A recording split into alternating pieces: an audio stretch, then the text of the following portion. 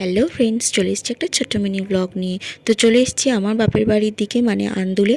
আর আন্দুলে হয় খুব সুন্দর রথ। তো আমি অনেক ছোটোবেলা থেকেই আসতাম, তো এবছরও চলে এসেছি বড়বাবুর সাথে। তো দেখো ভীষণ ভিড় হয়েছে, রথ তো চলে গেছে।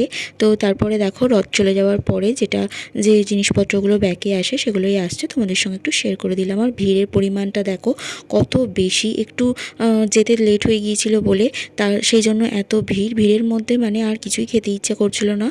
তো এই ডাব আইসক্রিমটা বেরিয়েছিল রলিকের, আমার খাওয়া হয়ে ওঠেনি। তো সেটাই বড়বাবু কিনে দিয়েছিল, খাচ্ছিলাম দাঁড়িয়ে দাঁড়িয়ে। তো এত ভিড় হয়েছে বলার কথা নয়, চারিপাশটা একটু ঘুরে দেখছিলামও, ঘেমে নিয়ে একাকার হয়ে গিয়েছি। তো তারপরে আমি চলে এসেছি হচ্ছে রথ দেখে, মেলা ঘুরে চলে এসেছি বাপের বাড়ি। কারণ বাপের বাড়িতে আমার দুদিন আগে জন্মদিন গেছে, তো আমি চলে এসেছি। মা বলেছে যে রান্না করে দেবে, তো সেই কারণে আমি চলে এসেছি। আমার জন্মদিনের দিনকে অম্বুবাচী পড়ে, তো অম্বুবাচীতে নাকি শ্বশুরবাড়ি ছেড়ে আসতে নেই, সেই জন্য আমার মা বিয়ের পর থেকে পরবর্তীতে একটা দিন দেখে করে দেয়। তো এই ছিল আজকের ভিডিও। ভালো লাগলে লাইক, শেয়ার, সাবস্ক্রাইব।